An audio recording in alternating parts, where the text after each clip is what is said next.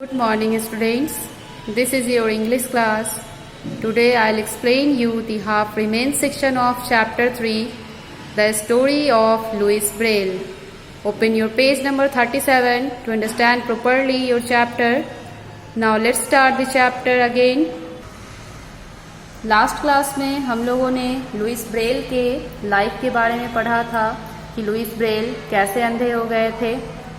Louis Braille 3 साल के जब थे, जब वे अपने फादर के साथ उनके शॉप गए थे तो एक शार्प टूल के साथ खेलते खेलते एक्सीडेंटली वो टूल उनके आँख में लग जाता है और धीरे धीरे उनका आँख इन्फेक्शन हो जाने के कारण आँख में पूरी तरह से वे ब्लाइंड हो जाते हैं। उस समय वे लगभग 3 साल के ही होते हैं, बट वे अंधे होने के बाद भी वह अच्छी तरह से पढ़ते लिखते हैं। अच्छे स्कूल में उनका एडमिशन होता है। उसके बाद जब वे थोड़े बड़े होते हैं तो वे दूसरे अंधे लोगों के लिए कुछ करना चाहते थे जिससे कि वे लोग भी आसानी से पढ़ लिख सकें अन्य लोगों की तरह। इसलिए लुइस ब्रेल जो है एक डॉट सिस्टम के ऊपर काम कर रहे थे जो कि फ्रेंच आर्मी के द्वारा यूज किया जाता था आपस में बात करने के लिए। उसी को वो इम्प्रूव करने के लिए कुछ उस पर वर्क करते हैं। चलिए तो अब हम इसके आगे पढ़ेंगे क्या है इस चैप्टर में।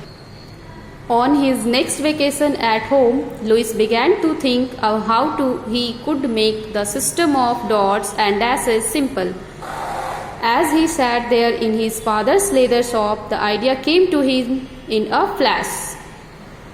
अगली छुट्टी में जब उन्हें अपने स्कूल से छुट्टी मिलता है तब वे उस छुट्टी में फिर उसी डॉट सिस्टम को इम्प्रूव करने के लिए उसके ऊपर विचार कर रहे होते हैं। और उसी तरह जैसे पिछली बार वो अपने फादर के शॉप पर गए थे और उनका एक्सीडेंट होता है, उसी तरह वो इस बार फिर से अपने फादर के शॉप गए और वहाँ बैठकर उसके बारे में सोच ही रहे होते हैं। तभी उस टूल पर उनका ध्यान जाता है जिसके कारण उनका आँख खराब हो गया था। The very tool which had caused him to go blind could be used to make a raised dot alphabet that would enable him to read. वो उसी टूल को ध्यान से देखते हैं जिसके थ्रू उनका आँख खराब हो गया था, आँख इंजरी हो गया था। उसी टूल का वो यूज़ करने के लिए सोचते हैं जिससे कि वो पेज के ऊपर प्रेस करके उससे डॉट्स बना सके और वो डॉट्स को दूसरे अंधे लोग टच करके इजीली पढ़ सके। ठीक है। The next few days he spent working on an alphabet made up entirely of 6 dots. The position of the different dots would represent the different letters of the alphabet. अगले कुछ दिनों तक वो उसी के ऊपर कार्य करने लगे और वे 6 डॉट्स वाला कम्प्लीटली 6 डॉट्स वाला वो अल्फ़ाबेट बनाते हैं, क्रिएट करते हैं और उस डॉट्स का पोजीशन चेंज कर करके वो नया नया अल्फ़ाबेट क्रिएट करते हैं। इस प्रकार वो कंप्लीट अल्फ़ाबेट क्रिएट करके उस अल्फ़ाबेट्स का यूज़ करके सेंटेंस बनाना स्टार्ट करते हैं जो कि वो उनको उनके अकॉर्डिंग वो इजी लगता है और पढ़ने के लिए भी सुटेबल होता है। सभी उसे आसानी से पढ़ सकते भी थे। Louis used to tool to punch out a sentence. He read it quickly from left to right. Everything made sense. It was a new system of reading by feeling with fingers and it worked. Louis एक punch tool का use करते हैं paper के ऊपर dot करने के लिए और फिर उसे टच करके वो पढ़ते हैं जिसमें वो लेफ्ट से राइट की तरफ पढ़ना स्टार्ट करते हैं और वो आसानी से उन्हें समझ भी आ जाता है और वो उसे इजीली पढ़ भी सकते थे।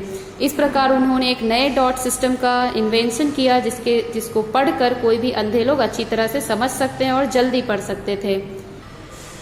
From that day to this, people who were unable to see make use of this system for reading, named after its inventor. This is called Braille.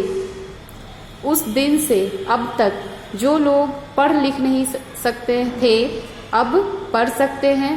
वैसे अंधे लोग जिनको कुछ भी दिखाई नहीं देता था वो अब इजीली इसी सिस्टम का यूज़ करके पढ़ सकते थे और समझ भी सकते थे। और क्योंकि इस सिस्टम को ब्रेल ने इन्वेंट किया था इसीलिए इस सिस्टम को हम लोग ब्रेल सिस्टम के नाम से जानते हैं।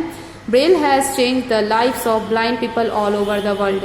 और इस प्रकार लुइस ब्रेल ने इस संसार के सभी अंधे लोगों का जीवन सरल कर दिया और उनके जीवन लाइफस्टाइल को चेंज कर दिया।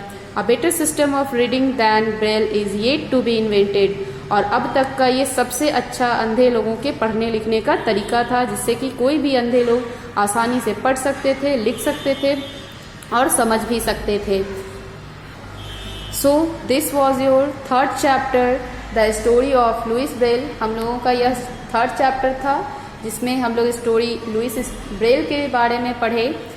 ठीक है, अब सभी बच्चे इस चैप्टर के सारे सब्जेक्टिव और ऑब्जेक्टिव क्वेश्चंस को अपने कॉपी में सॉल्व कर लेंगे।